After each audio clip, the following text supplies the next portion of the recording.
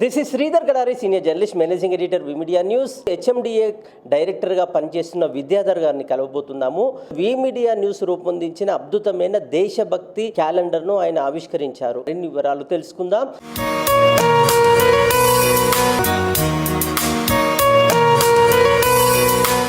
జనరల్గా ఏం చేయాలంటే వాళ్ళు పర్మిషన్ కోసం అప్లై చేసే బిల్డర్స్ వాళ్ళంతా ఆ డాక్యుమెంట్స్ ఏవైతే ఓనర్షిప్ డాక్యుమెంట్స్ ఉంటాయి కదా వాటిని ముఖ్యంగా వెరిఫై చేసుకోవాలి. అందులో ఏంటంటే వాటర్ బాడీకి పక్కన ఉందా, ఆ సర్వే నెంబర్స్ ప్రాహిబిటెడ్ రిజిస్టర్లో ఉన్నాయా లేదనే విషయం తెలుసుకోవాలి. ఆ సైట్ల మీద ఏమన్నా ఈసీలు వెరిఫై చేసుకోవాలి, ఏమన్నా ఎన్నిసార్లు ట్రాన్సాక్షన్స్ అయినాయి. అవసరం అనుకుంటే మన అడ్వకేట్స్కి చూపించుకొని లీగల్గా వెట్టింగ్ చేయించుకోవాలి.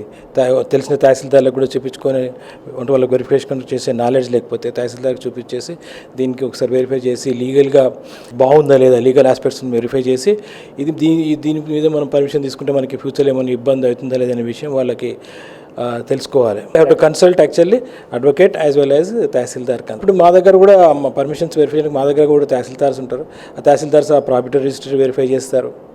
అదేవిధంగా ధరణి పోర్టల్, ఇప్పుడున్న ప్రజెంట్ భూభారతి పోర్టల్, ఇవన్నీ వెరిఫై చేసి అది ఫ్రీ ఫ్రమ్ లిటిగేషన్ ఉందా లేదని చెక్ చేసి లింక్ డాక్యుమెంట్స్ అవన్నీ డౌన్లోడ్ చేసుకొని చూస్తారు. ఈసీని వెరిఫై చేసి అది ప్రైమా ఫేసి టైటిల్ క్లియర్ ఉన్నది, మనకు అప్లై చేసిన వ్యక్తికి ఈజ్ ఎలిజిబుల్ ఫర్ పర్మిషన్ అని చెప్పేసి వాళ్ళు రిటర్న్గా మనకు ఇన్ఫర్మేషన్ పాస్ ఆన్ చేస్తారు.